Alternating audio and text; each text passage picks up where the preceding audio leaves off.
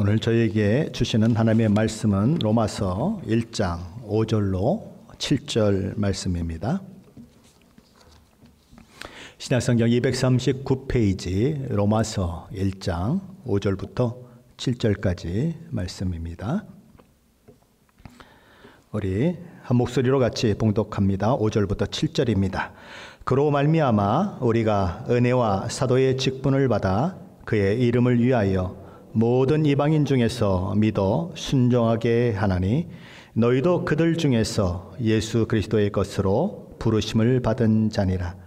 로마에서 하나님의 사랑하심을 받고 성도로 부르심을 받은 모든 자에게 하나님 우리 아버지와 주 예수 그리스도로부터 은혜와 평강이 있기를 원하노라. 아멘.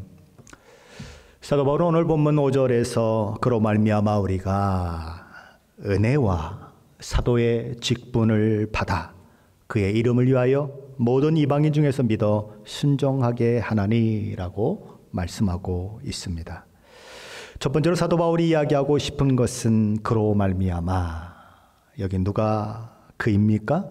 우리 주 예수 그리스도를 말하죠. 그로 말미암아, 우리 주 예수 그리스도로 말미암아 우리가 은혜와 사도의 직분을 받았다. 그것이 사도 바울이 이야기하는 첫 번째 이야기인 것입니다. 사도 바울 자신에게 주어진 은혜도 우리 주 예수 그리스도로 말미암은 것이요, 자신의 사도의 직분을 받게 된 것도 우리 주 예수 그리스도의 은혜로 말미암아 되어진 것이다 라고 그는 이야기하는 것입니다.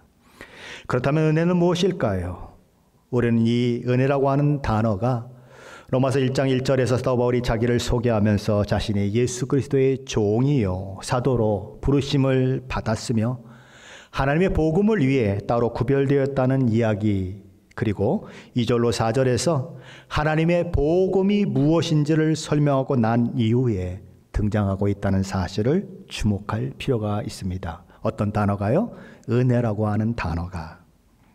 즉 사도 바울은 하나님께서 오래전부터 선지자를 통하여 미리 예언하신 예언의 말씀을 따라 육신으로는 다윗의 자손으로 태어나셨고 성결의 영으로는 죽은 자 가운데서 부활하셔서 능력으로 하나님의 아들로 선포되신 우리 주 예수 그리스도로 말미암아 우리가 은혜와 사도의 직분을 받았다라고 이야기하는 것입니다. 그렇다면 그 말이 의미하는 바가 뭘까요? 예수 그리스도의 삶과 죽음과 부활이 없다면 사도 바울에게나 저와 여러분에게나 그 어떤 은혜도 있을 수 없다는 것입니다. 은혜란 하나님으로부터 우리에게 주어진 것이기 때문입니다. 하나님께서 예수님과 예수님이 행하신 일을 통해서 값없이 우리에게 주어지는 것이 은혜라는 거예요. 자, 그렇다면 우리 모두에게 우리 주 예수 그리스도로 말미암은 은혜가 절대적으로 필요한 이유는 어디에 있을까요? 그 이유는 오직 하나입니다. 하나님의 은혜가 우리의 죄 문제를 해결하는 유일한 처방이기 때문에 그렇습니다. 뭐를요? 죄를. 교회에 처음 나온 사람들 또는 아직 교회 여러 가지 것들에 익숙하지 못한 사람들, 십자가의 그 복음을 잘 알지 못하는 사람들에게 있어서 이 죄라고 하는 이야기가 교회에서 되어진다고 하는 것이 굉장히 불편한 분들이 있습니다. 도대체 내가 뭔 죄를 지었다고, 그렇지 않아도 좀 위로받으려고 교회에 왔는데 교회에서는 죄. 왜 그러는지 모르겠다라고 생각하는 분들이 있어요. 이해도 갑니다. 사람들이 그렇게 이야기하는 이유는 성경이 말씀하는 죄가 무엇인지를 알지 못하기 때문에 그렇게 생각할 수 있어요. 사람들은 보통 법이 하지 말라고 하는 것을 하거나 반대로 마땅히 도덕적으로 행해야 하는 그 일들을 하지 않는 것을 가리켜서 죄라고 생각합니다. 물론 그 모든 것들 틀린 얘기는 아닌 것입니다. 하지만 성경이 말씀하는 죄에 대한 핵심 정의는 하나님께 영광을 돌리지 않고 하나님을 영어롭게 하지 않는 것입니다. 다시 말해서 하나님께 순종하지 않고 하나님을 대적하는 것이 죄요, 하나님의 은혜를 저버리고 하나님을 배반하는 것이 죄입니다. 성경은 하나님께 등을 돌리고 그 마음에 하나님 두기를 싫어하며 자기 인생의 주인이 자기가 되어서 자기 하고 싶은 대로 사는 것을 가르쳐서 죄라고 말합니다. 하나님의 음성과 말씀 듣기를 싫어하고 하나님의 말씀에 순종하기를 거부하는 것이 성경이 말씀하는 죄라는 거예요. 우리 창세기 3장으로 돌아가 보면 아담과 하와의 그 범죄 사실이 거기 기록되고 있습니다. 아담과 하와가 최초로 하나님께 죄를 지었다고 해서 그가 지은 죄를 원죄라고 합니다. 그리고 그 원죄는 자손 만대로 모든 사람들에게 영향을 미쳐서 그 죄의 영향력이 모든 사람에게 흐르고 있다. 그렇게 얘기하는 것입니다. 자, 그들은 그럼 왜 그렇게 죄인으로 정죄되었을까요? 그들이 살인을 했을까요? 그들이 도둑질을 했을까요? 그들이 간음을 했을까요? 이것도 저것도 아니라면 그들이 어떤 사기 행각을 벌였을까요? 아니요. 아담과 하와는 그런 짓을 한 적이 없어요.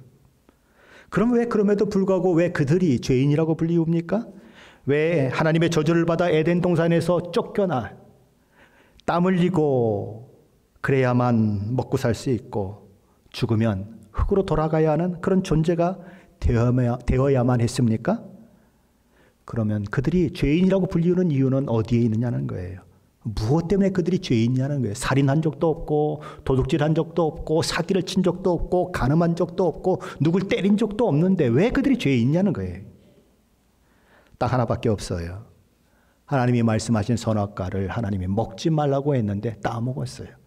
선악과를 따먹은 것이 잘못된 것이 아니고 하나님이 명령하신 것을 어겼기 때문에, 하나님이 말씀하신 대로 순종하지 않았기 때문이에요. 하나님의 말씀을 어기고 불순종했기 때문에 그는 죄인이다라고 그렇게 정죄되는 거예요. 하나님께서 자신의 창조주시여 주인이시여 왕이심을 인정하고 그분의 말씀이라면 순종해야 하는데, 복종해야 하는데 하나님의 명령에 순종하기를 거부하고 자기 하고 싶은 대로 행했기 때문에 그것이 아담과 하와의 죄다라고 성경은 얘기하는 거예요. 죄란 하나님을 왕으로 인정할 수 없다고 선언하는 거예요. 나는 왕이 없는 왕국에 내 마음대로 살고 싶습니다라고 선언하는 거예요. 아니, 나는 내가 왕이 되어서 내가 다스리는 왕국에 살고 싶습니다라고 이야기하는 것이 죄예요. 자, 이런 예를 한번 들어보십시다. 저와 여러분이 정부의 이런 잡을 가지고 그렇게 근무를 하고 있는데 이제 먼 나라에 가서 한 몇십 년 동안 그렇게 봉사를 해야 하는 그 일들이 있어서 집을 떠나야 하는 그런 일들이 만들어졌어요. 그래서 내가 가지고 있는 집을 어떻게 할까? 내가 가지고 있는 재산들을 어떻게 할까? 고민하다가 가장 믿을 수 있는 사람에게 집을 관리하고 재산을 관리하도록 맡겼어요. 인감도장이고 뭐고 다 맡겼습니다. 그런데 그 관리인이 어느 날 내 집을 차지해버리고 주인 행세를 한다면 저와 여러분의 마음은 어떨까요? 자신의 이름으로 집문서를 바꿔버리고 자신의 이름으로 통장 명의를 다 바꿔서 자기 소유로 만들어버리고 그리고는 거만하게 그 더러운 발을 탁자 위에 탁 올려놓고 뒤로 탁 누워가지고는 내가 이 집의 주인이야 그러면서 날마다 술파티를 벌이는 것도 모자라서 저와 여러분에게 이런 편지를 보냈다고 해보십시다. 이제부터 이 집 주인은 나입니다. 당신은 그런 이 집에 들어올 생각이랑 아예 하지 마십시오 라고 편지를 보냈다면 저와 여러분의 심정은 어떨까요? 이 관리인과 같이 하는 행동이 성경이 말하는 죄예요.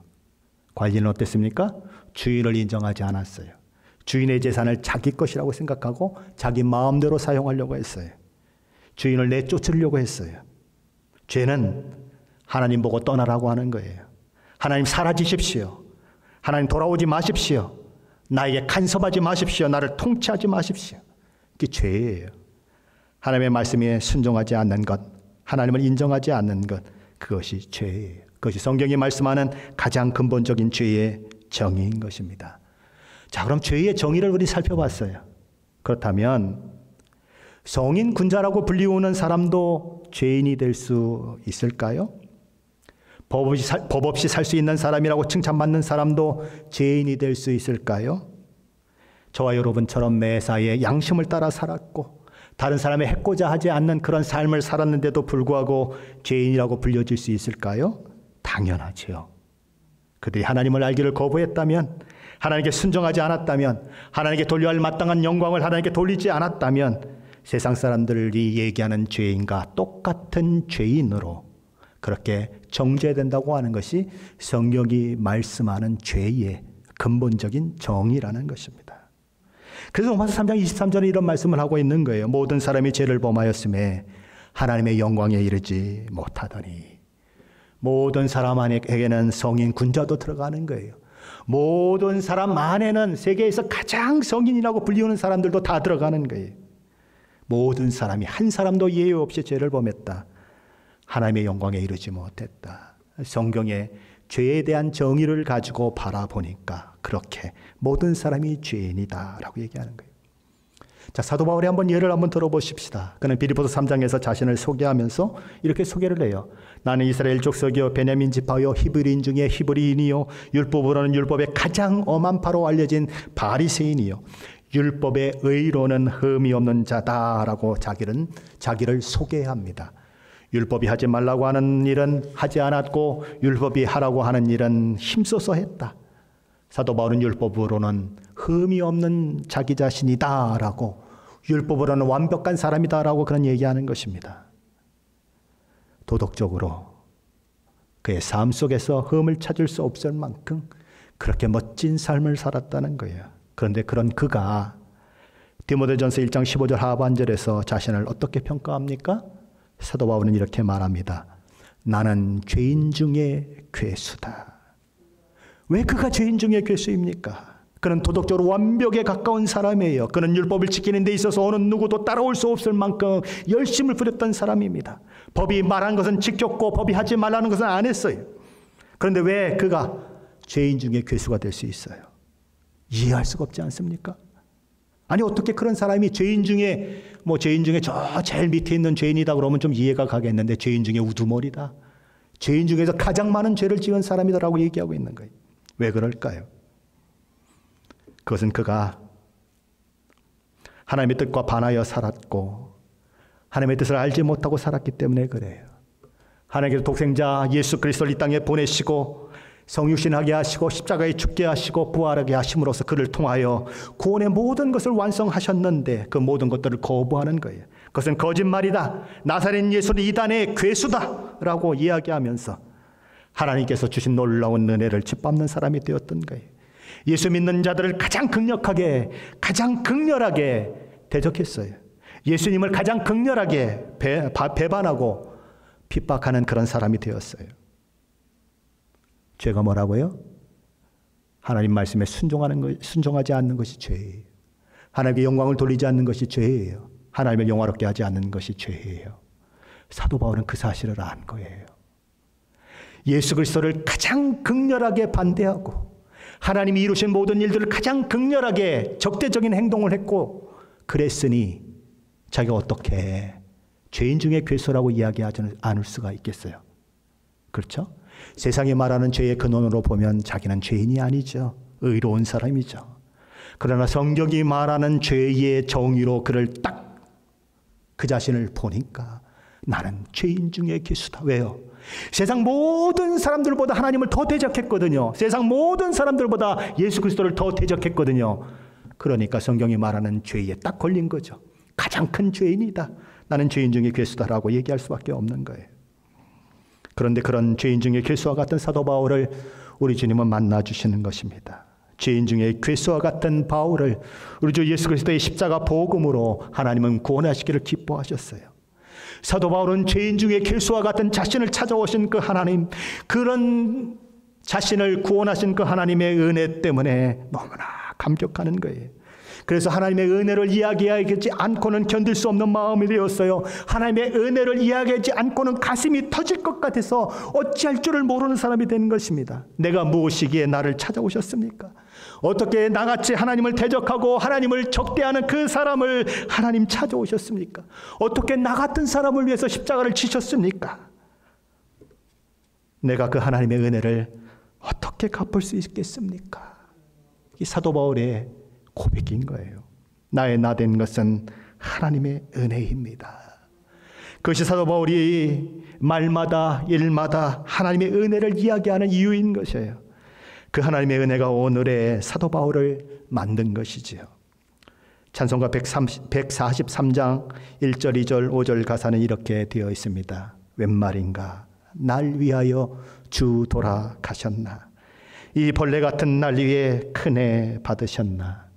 내 지은 죄 다 지시고 못 박히셨으니 웬일인가 웬 은혜인가 그 사랑 크셔라. 5절은 이렇게 되어 있습니다. 한번 같이 불러볼까요? 늘 울어도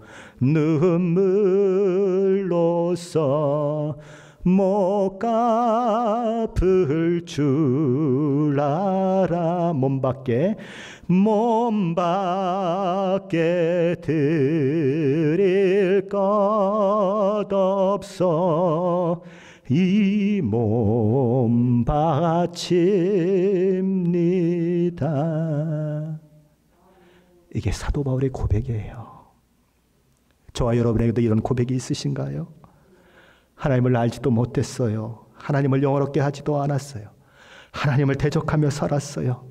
그래서 저와 여러분은 사도 바울처럼 나는 죄인의 중에서도 죄인 중에 괴수라고 불리우는 사람이에요. 근데 저와 여러분을 구원해 내신 우리 주 예수 그리스도의 그 은혜 때문에 하나님의 그 은혜를 노래하지 않고는 견딜 수 없는 사람이 되어 있습니까?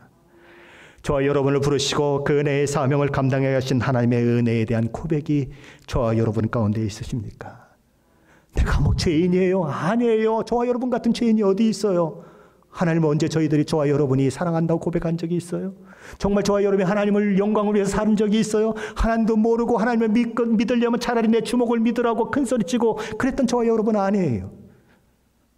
죄인 중에 괴수가 다름 아닌 저와 여러분이에요.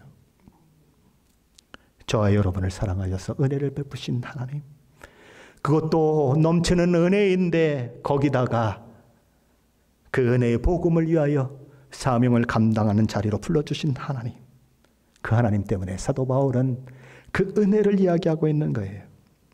오늘 5절 말씀에 저와 여러분의 그 직분, 그 사명을 한번 올려놔 보세요. 사도라고 하는 말 대신에 거기에 한번 올려놔 보세요.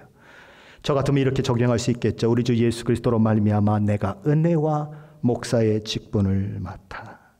가르치는 분들이 있습니까? 우리 주 예수 그리스도로 말미암아 내가 은혜와 가르침의 직분을 맡아.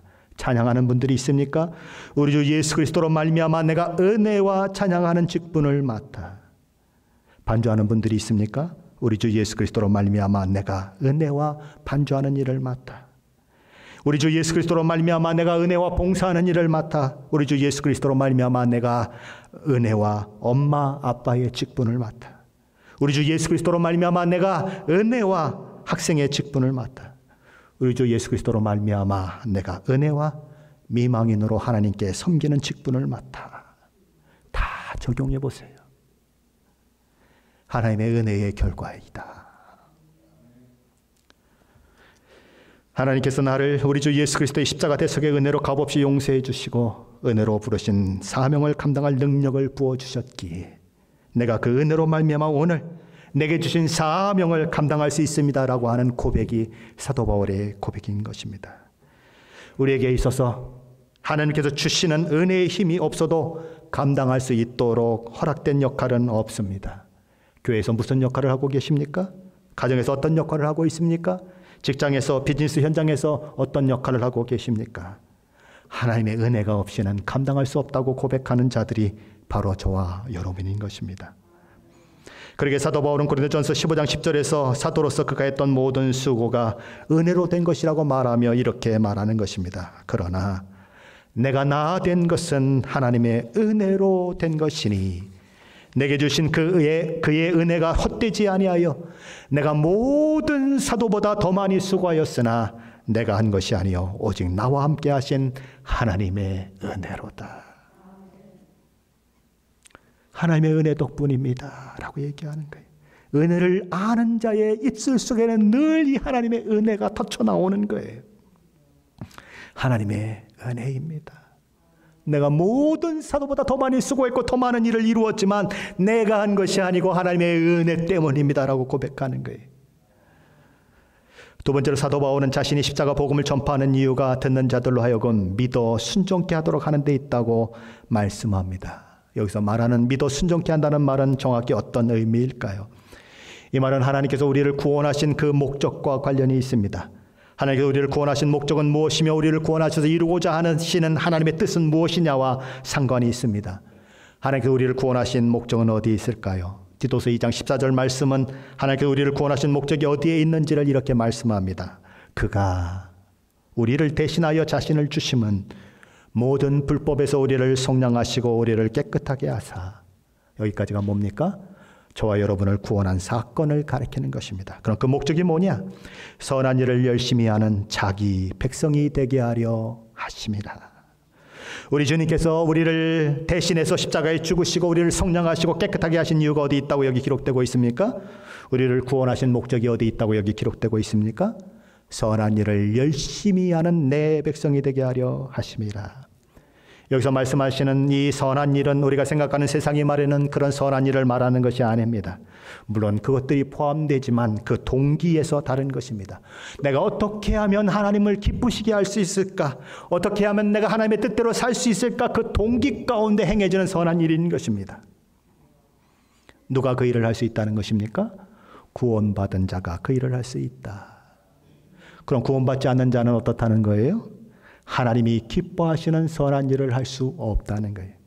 수많은 사람들을 돕고 사람들을 위해서 희생하고 많은 일들이 세상 사람 가운데도 일어나지만 정작 하나님이 기뻐하시는 선한 일로 인정받지 못한다는 것입니다. 왜냐하면 그들에게는 하나님이 기뻐하시는 선한 일을 행할 능력이 없기 때문이다라고 얘기하는 거예요. 히브리서 11장 6절이 이렇게 말합니다. 믿음이 없이는 하나님을 기쁘시게 하지 못하나니 하나님께 나아가는 자는 반드시 그가 계신 것과 그가 자기를 찾는 자들에게 상 주시는 이심을 믿어야 할지니라. 여기 뭐라고 얘기합니까? 믿음이 없이는 하나님을 기쁘시게 하지 못한다라고 얘기하는 거예요. 믿음의 사람만이 하나님을 기쁘시게 할 수 있다는 거예요. 로마서 8장 8절 9절 말씀이 이렇게 얘기합니다. 육신에 있는 자들은 하나님을 기쁘시게 할 수 없느니라. 만일 너희 속에 하나님의 영이 거하시면 너희가 육신에 있지 아니하고 영에 있나니 누구든지 그리스도의 영이 없으면 그리스도의 사람이 아니니라. 로마서 8장 8절은 이렇게 말하는 거예요. 육신에 있는 자들은 하나님을 기쁘시게 할 수 없다. 그리고 9절에서는 이렇게 얘기하는 것입니다. 육신에 있는 자와 영에 있는 자를 대조하는 거예요. 육신에 있는 자는 하나님을 기쁘시게 할 수 없지만 영에 있는 자는 그리스도의 영이 있는 그리스도의 사람은 하나님을 기쁘시게 할 수 있다라고 얘기하는 것입니다. 구원받은 사람은 그가 구원받았다고 하는 것을 보증하기 위해서 그 속에 성령 하나님이 내주하게 되시는데 바로 그런 사람만이 그리스도의 영이 있는 하나님의 영이 있는 사람만이 하나님을 기쁘시게 할 수 있다. 그런 이야기인 것입니다. 우리는 앞에서 죄가 무엇인지에 대해 살펴보았습니다. 하나님 앞에 근본적인 죄가 무엇입니까? 하나님을 알기를 거부하고 하나님께 영광을 돌리지 아니하고 하나님을 영어롭게 하지 않는 것, 하나님께 순종하지 않는 것이 근본적인 인간의 죄라고 했습니다. 그 죄는 나무의 뿌리와도 같아요. 나무의 뿌리에 의해서 그 나무가 결정되지 않습니까? 사과나무의 뿌리를 가지고 있으면 사과나무여 사과 열매를 맺는 것이고 포도나무의 뿌리를 가지고 있으면 포도나무 열매를 맺는 것입니다. 뿌리가 무엇인가에 따라서 달라진다는 거예요. 육의 사람은 육의 뿌리를 가지고 있기 때문에 열매를 맺는 것은 육의 열매밖에 맺을 수 없다는 거예요. 영의 사람은 영을 뿌리로 가지고 있기 때문에 그 뿌리를 통해서 그는 맺을 수 있는 게 뭡니까? 영의 열매들을 맺을 수 있다는 것입니다. 뭐 때문에요? 뿌리가 다르기 때문에.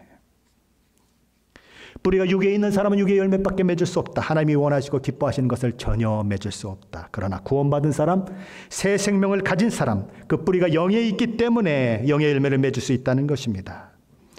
아직 구원받지 못한 육의 사람은 결코 하나님 앞에 참된 순종을 할 수 없다. 그것이에요. 그러나 구원받고 나면 그때부터 하나님의 은혜의 능력이 순종의 삶을 가능하도록 만든다는 것입니다. 올바른 순종은 언제나 올바른 신앙 고백은 언제나 순종으로 저와 여러분을 이끌어요. 정말 저와 여러분이 예수 그리스도를 진정으로 믿었다면 저와 여러분은 하나님의 말씀에 순종하는 그 방향으로 저와 여러분의 삶이 흘러간다는 거예요. 예수님 마태복음 21장에서 큰 아들과 둘째 아들에 대한 비유를 말씀하시면서 어떤 한 농부가 있었는데 그에게 두 아들이 있다라고 얘기하는 것입니다. 근데 어느 날 농부인 아버지가 큰 아들에게 포도원에 들어가 일하라고 이야기했습니다. 그러자 큰 아들이 그냥 바로 예, 아버지 알겠습니다. 제가 포도원에 가서 일하겠습니다. 라고 대답을 했어요. 그런데 실제는 어땠습니까? 가지 않았습니다. 그래서 아버지는 둘째 아들에게 포도원에 들어가 일하라 라고 또 이야기를 하게 되죠. 그랬더니 둘째 아들이 아버지 면전에서 화를 내면서 싫어요. 난 못 갑니다.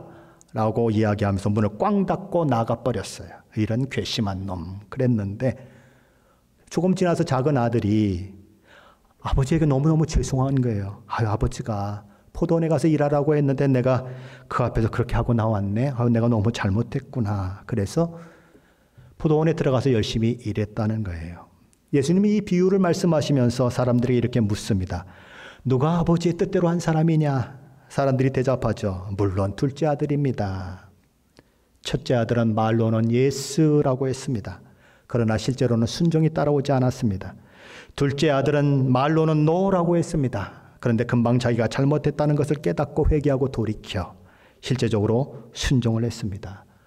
어느 아들이 아버지의 뜻에 순종한 아들입니까? 말만 한 아들입니까? 아니면 실제 순종한 아들입니까? 물어보나 마나죠. 실제 순종한 아들인 것입니다. 순종은 뭐예요? 순종은 명령한 대로 가는 거예요. 순종은 그저 가슴을 뉘우치고 아파하는 것, 거기에 그치지 않아요. 순종은 아버지의 뜻을 따라 포도원에 가서 일하는 것, 그것이 순종이에요. 예수 그리스도를 믿는다고 하는 것도 마찬가지예요. 예수 그리스도를 믿는다고 하는 것이 무엇입니까? 입술에 고백만 하면 예수 그리스도를 믿는 겁니까? 이리 와, 이리 와, 이리 와, 이리 와. 너 무슨 죄를 졌어? 예수 믿기만 하면 다 구원받는 거야. 그냥 믿는다고 고백만 하면 돼. 그 다음부터 그냥 어떻게 살아도 상관없어. 예수 믿으면 다 만고 땡이야. 예수만 믿으면 모든 게 다 해결돼. 그러니까 예수 믿는다고만 고백해. 그럼 너는 그냥 무슨 짓을 하든 어떤 삶을 살든 상관없어. 예수 그리스도의 보혈이 너를 구원할 것이고 너는 천국 백성이 되고 천국에 갈 수밖에 없어. 라고 이야기하는 사람들이 있어요. 그게 정말 복음일까요? 그게 정말 복음일까요? 사도 바울은 믿어 순종케 하나니라고 말해요. 우리는 입술로만 하나님을 믿는다고 고백하는 사람들이 아니에요. 입술의 고백은 누구나 할 수 있어요. 큰아들도 했어요. 입술의 고백만이 아니라 우리의 전 인격을 다 걸고 우리의 삶을 다 던져서 예수 그리스도를 구주라 고백하는 것이고 예수 그리스도를 주라고 고백하는 거예요. 구주가 뭡니까? 저와 여러분을 죄 가운데서 죄와 사망으로 죽은 저와 여러분을 살려내신 구주시라는 의미죠. 그럼 주는 뭡니까? 주는 주인이란 뜻이에요. 누가 우리의 주인이란 얘기예요? 우리 주님이 저와 여러분의 주인이라는 얘기예요. 우리 주님이 저와 여러분의 왕이란 얘기예요. 내가 지금까지 내 마음도 살았지만 지금부터는 우리 주님이 나의 왕이십니다. 나의 주인이십니다. 나는 주인의 말대로 순종하는 노예와 같은 삶, 주님의 통치를 받는 삶을 살겠습니다라고 하는 말이 주라고 하는 그 말 속에 들어있는 거예요. 그때 주는 로마의 황제였어요. 황제의 명령에 순종하기 때문에 황제를 주라고 부르는 것처럼 예수 그리스도를 주라고 부르는 것은 그분에 대한 순종, 그분의 통치 아래 들어간다고 하는 그 순종의 결단이 담겨 있는 거예요. 무엇이 죄라고요? 하나님 말씀에 순종하지 않는 것이 죄예요. 무엇이 죄라고요? 하나님을 왕으로 인정하지 않는 것이 죄예요. 무엇이 죄예요? 하나님의 통치를 받지 않는 것이 죄예요. 내가 내 마음대로 내가 주인이 돼서 사는 것이 죄예요. 그럼 왜 하나님께서 그 죄에서 저와 여러분을 구원하셨습니까? 무엇 때문에요? 그런 삶을 살지 말고 이제부터는 하나님을 하나님으로, 하나님을 왕으로, 하나님을 주인으로 섬기는 삶을 살라고 구원해 주신 거예요. 그렇다면 구원의 복음이 어디까지 가야 합니까? 입술로만 고백으로 끝나야 합니까? 아니에요. 거기서 더 나아가야 해요. 주님을 우리 주님으로, 주로 고백하는 그 자리까지 나아가야 하는 거예요. 하나님을 나의 왕으로 고백하는 자리까지 그것까지 나아가는 거예요. 그것이 정말 구원인 것이에요. 믿어 순종케 하나니라고 하는 속에 담겨있는 의미인 것입니다. 세 번째로 사도 바울은 자신이 하나님의 은혜로 구원받은 자가 되고 하나님의 은혜로 사도로 부르심을 받은 그 이유, 그리고 복음을 전하게 된 그 목적, 그리고 믿지 않는 세상 사람들에게 복음을 전해 믿어 순종케 하는 그 이유는 다 무엇 때문인가? 그의 이름을 위한 것이다 라고 말씀합니다. 우리 5절 말씀인데 다시 한번 함께 읽어봅니다. 로마서 1장 5절입니다. 같이 읽습니다. 그로 말미암아 우리가 은혜와 사도의 직분을 받아 그의 이름을 위하여 모든 이방인 중에서 믿어 순종하게 하나니. 사도 바울의 생각과 마음속에는 오직 우리 주 예수 그리스도 그분뿐입니다. 바울이 오늘의 바울이 된 것도, 바울이 오늘 복음의 사도가 되어 복음을 전하는 그 사람이 된 것도 그분 때문이다라고 그는 얘기하는 것입니다. 또한 바울이 큰 희생과 헌신과 봉사를 멈출 수 없는 것도, 온갖 핍박과 어려움을 당함에도 불구하고 그 길을 갈 수밖에 없는 것도 그분의 이름 때문이다라고 이야기하는 것입니다. 사도 바울은 사실상 이렇게 말하는 거예요. 나는 은혜 받은 사람입니다. 나는 하나님의 은혜로 세움받은 사도입니다. 나는 모든 민족들에 속한 사람들에게 복음을 전파하고 믿음으로 순종을 하도록 가르치고 전하는 자입니다. 그 일을 하는 사람입니다. 그렇다면 여러분, 내가 왜 그 일을 하고 있는지 알고 계십니까? 주 예수 그리스도의 이름을 위해 그것을 하고 있습니다. 우리 주 예수 그리스도의 이름 때문에 나는 목숨을 걸고 그 일을 하고 있습니다. 하나님께서 바울에게 사도의 직분을 주신 목적은 그의 이름을 위해서 일하라고 하는 거예요. 바울을 통하여 모든 열방과 민족 가운데 예수의 이름이 전파됨으로써 예수의 이름이 사랑받고 예수의 이름이 귀하게 여김받고 예수님의 이름이 높임을 받고 예수님의 이름이 영광을 받게 하는 것이 그가 사도된 이유인 것입니다. 저와 여러분도 사도 바울처럼 저와 여러분의 삶의 목적이 우리 주 예수 그리스도의 이름을 높이고 찬양하고 영화롭게 하는 데 있습니까? 그것은 하나님께서 원하시는 바요, 저와 여러분을 구원하여 하나님의 자녀 삼으신 이유인 것입니다. 자, 그렇다면 이런 질문이 생길 때가 좀 있죠. 하나님, 당신 자신이 자신의 이름을 높여야 한다고 말씀합니다.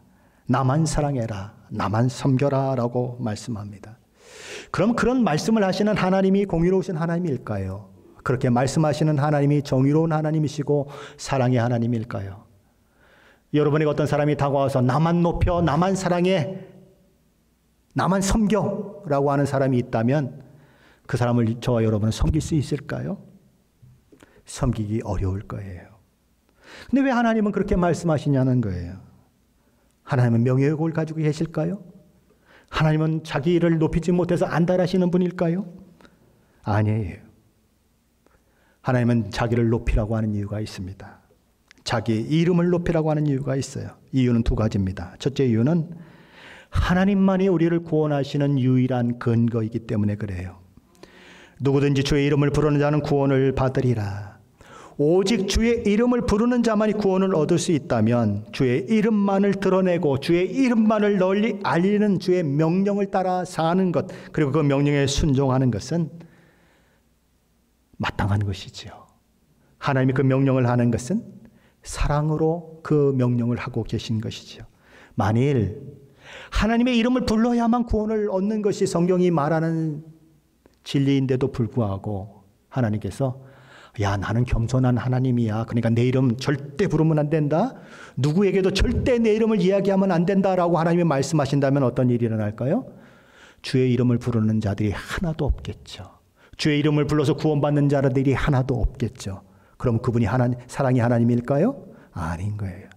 그분의 이름을 높이고 그분의 이름을 부르는 것이 많아지면 많아질수록 구원받는 자들이 더해지기 때문에 내 이름을 높여라, 내 이름을 알려라 하는 하나님의 말씀은 깊은 사랑 속에서 나온 말씀이라는 거예요.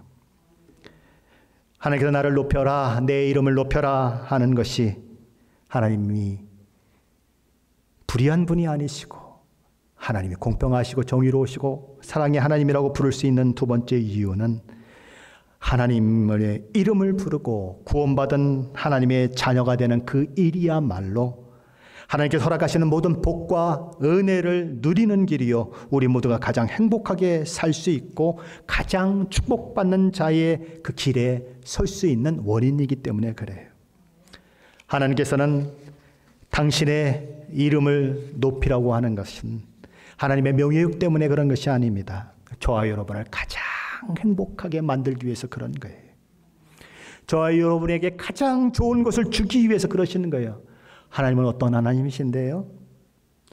세상의 모든 신들은 어떤 신이들입니까? 세상의 신이 인간 세계를 보다가 어떤 남자가 아름다운 여인을 데리고 살고 있는데 질투가 나서 그 여인을 뺏어가는 게 세상의 신이에요. 우리 신화를 통해서 그런 거 많이 보지 않습니까? 근데 하나님은 어떤 하나님이세요?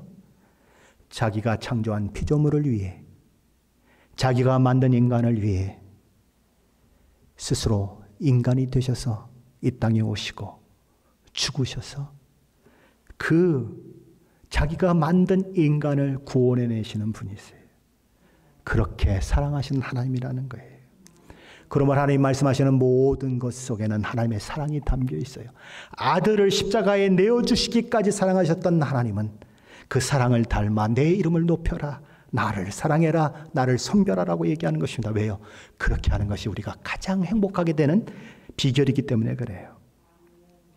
그로 말미암아 우리가 은혜와 사도의 직분을 받아 그의 이름을 위하여 모든 이방인 중에서 믿어 순종하게 하나니, 하나님께서 보내신 자 예수 그리스도를, 그리고 그분을 믿고 따르는 신자들을 극렬히 반대하고 핍박했던 죄인 중에 괴수와 같은 사도 바울을 구원하여 하나님의 자녀가 되게 하신 것은 하나님의 은혜입니다.